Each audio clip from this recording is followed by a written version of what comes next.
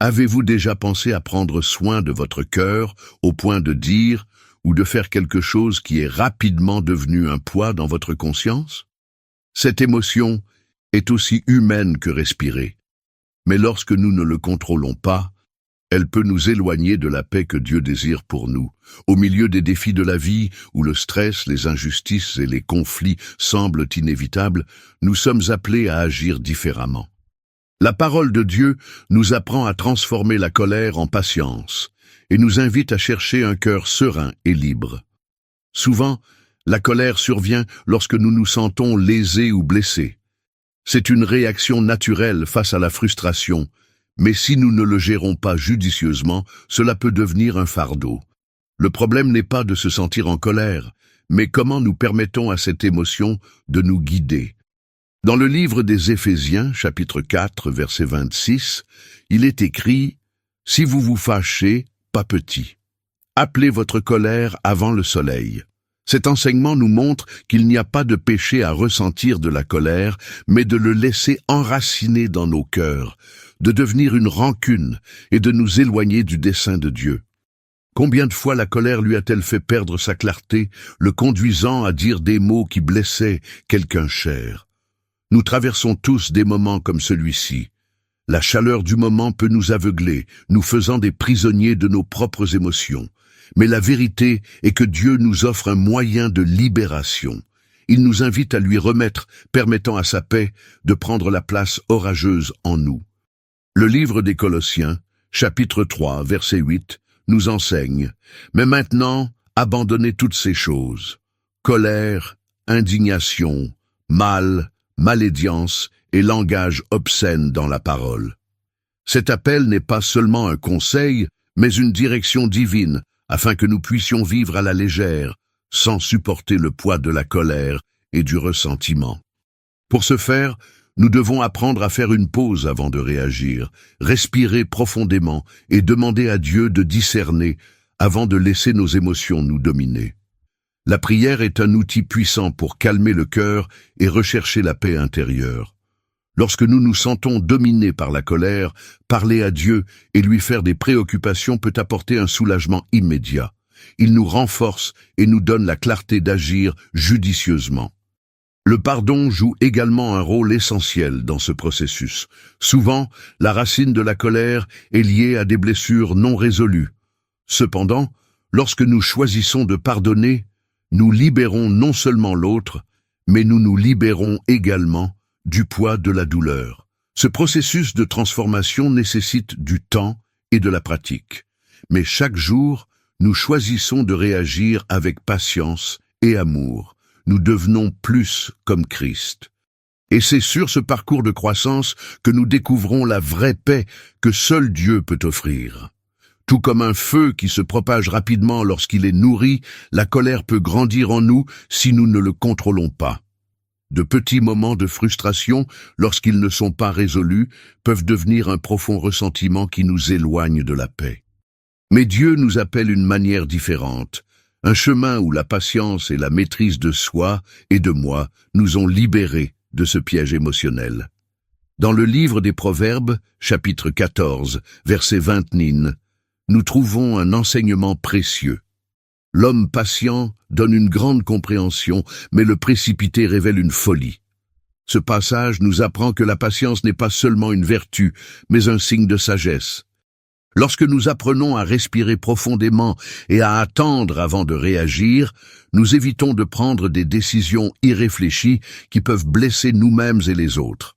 La patience nous donne la clarté de voir la situation avec plus d'équilibre, permettant à nos actions d'être guidées par la raison et l'amour, pas l'impulsion de la colère. Dans un monde où tout semble nécessiter des réponses rapides et des réactions immédiates, l'exercice de la patience devient un défi quotidien. Cependant, lorsque nous cultivons cette vertu, nous réalisons que les situations changent de perspective. Souvent, un problème qui nous ennuie pour le moment perd son importance lorsque nous le regardons calmement. La patience nous permet d'agir avec maturité et d'éviter les regrets. Le livre de James, chapitre 1, 19 vers, nous offre des conseils qui peuvent transformer nos relations. Mes frères bien-aimés, gardez cela à l'esprit. Soyez prêts à entendre, tard pour parler et tard pour vous mettre en colère. Quelle grande leçon il y a dans ces mots. Si nous en avons entendu plus avant de parler, si nous réfléchissons avant de réagir, de nombreux conflits pourraient être évités. Nous nous impliquons souvent dans les discussions et les désaccords, parce que nous ne nous arrêtons pas pour vraiment nous écouter. Nous sommes tellement soucieux de nous défendre et d'avoir raison que nous ignorons l'importance de comprendre ce que l'autre personne essaie d'exprimer. Mais lorsque nous choisissons d'écouter attentivement et de répondre calmement, nous construisons des ponts au lieu des barrières. Les mots que nous choisissons d'utiliser en période de colère ont également un impact énorme. Le livre des Proverbes, chapitre 15, verset 1, nous enseigne: la réponse légère détourne la fureur, mais le mot dur éveille la colère. Cela signifie que nous avons le pouvoir de calmer une situation avec nos mots ou de l'intensifier d'un ton approximatif. Combien de fois un simple ajustement dans la façon dont nous parlons pourrait éviter un grand conflit? Un ton doux de voix, un mot choisi avec sagesse et un cœur prêt à concilier peut transformer même les moments les plus tendus. Cependant, nous savons que le contrôle de la colère n'est pas quelque chose que nous avons accompli seuls. Nous avons besoin de la direction de Dieu et de l'aide du Saint-Esprit pour façonner nos cœurs et nos réactions. Dans les Galates, chapitre 5, versets 22 et 23 ans, Paul nous parle des fruits de l'Esprit. Mais le fruit de l'Esprit est l'amour, la joie, la paix, la patience, la gentillesse, la bonté, la fidélité, la douceur et maîtrise de soi.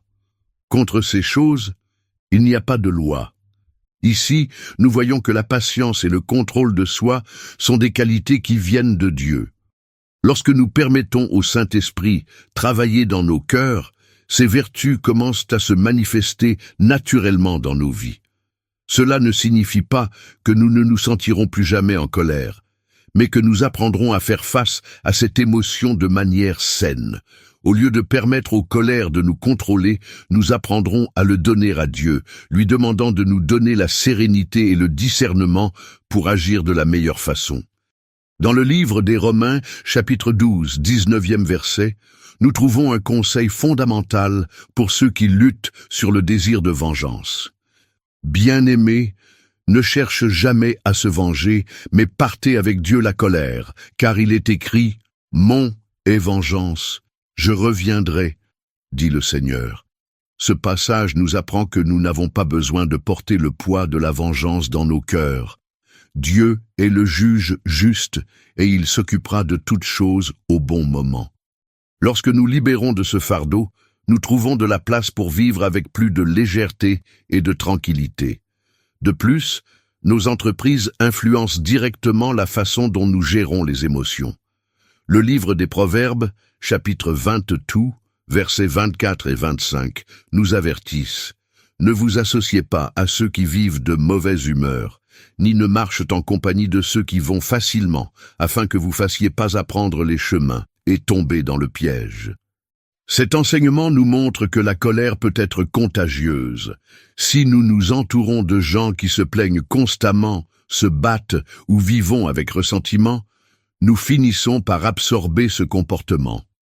D'un autre côté, lorsque nous recherchons des relations saines avec des personnes qui promeuvent la paix et la patience, notre propre posture commence à changer. La clé d'une vie vraiment pleine est de suivre les enseignements de Jésus.